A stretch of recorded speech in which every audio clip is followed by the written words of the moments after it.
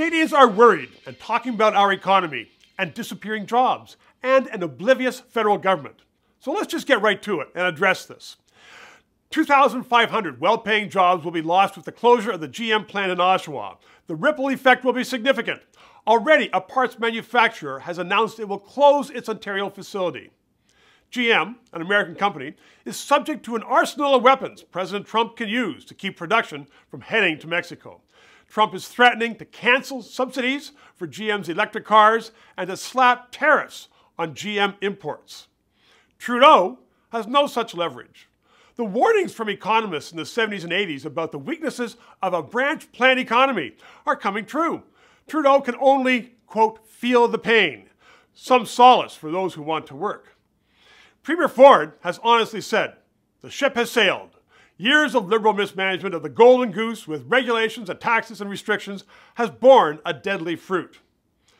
While Ontario bleeds manufacturing jobs, Alberta is reeling from oil discounts it must suffer because it cannot get its products to Tidewater.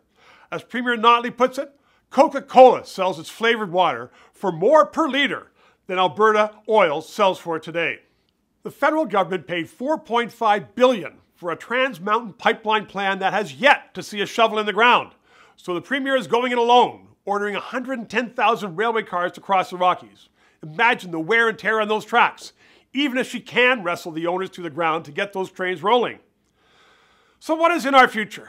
Well, generations of Canadians have relied on the good fortune of the US, which is now at a Trumpian end. Now we have a PM who relies upon a chief advisor, Gerald Butts, who wants to continue his agenda he started when he worked as an advisor to former Premier McGuinty in Ontario, to eradicate fossil fuels, costing taxpayers billions without any real results. Canada is in for a colossal economic hit.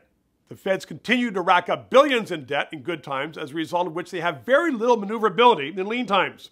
They exhibit little aptitude for anything but programs to create more public servants and for more regulations to thwart business. Check out what Bill 69 is going to do to the oil patch, as a result of which Canada is quickly garnering a reputation as a place not to do business. Does it sound dismal? Yes, of course it does. But it doesn't have to be. Canada's federal government needs to shift its ideological agenda to one that serves the people.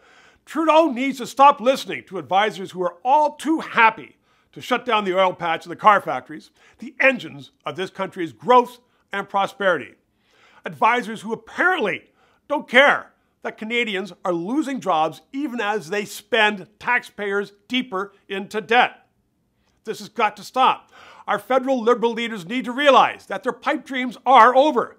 Now, the real hard work of rebuilding the economy should begin.